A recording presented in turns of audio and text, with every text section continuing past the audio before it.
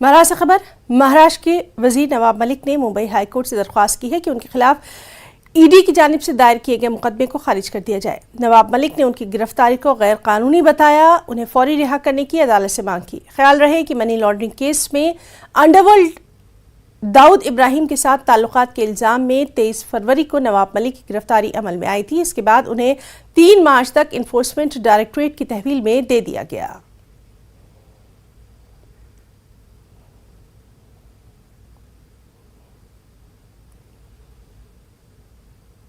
अमूल का दूध आज से 2 रुपये महंगा हो गया है। सार्फिन को आधे लीटर अमूल गोल्ड के लिए 30 रुपये अदा करने होंगे।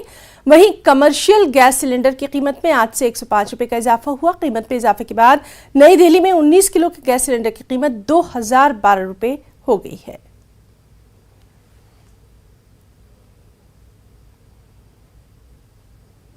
यूपी में छठे मरहले की इंतखाबी मुहिम का शोर आज शाम थम जाएगा। लीडरों की ज्यादा से ज्यादा लोगों तक पहुंचने की कोशिश आज है।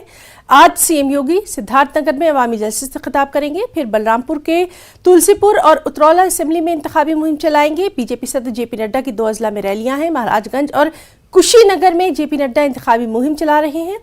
छठे मरहले के लिए शाम 6 बजे इंतखाबी शोर थम जाएगा। वहीं अपोजिशन पार्टियां भी आज कई रैलियां करने वाली हैं। अखिलेश यादव आज गोरखपुर में जलसे-ए-आम से खिताब करेंगे।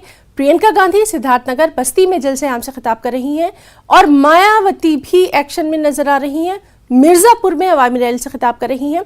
वाज़ेह है कि 3 मार्च को छठे मरहले के तहत 57 सीटों पर इंतखाबात होने हैं।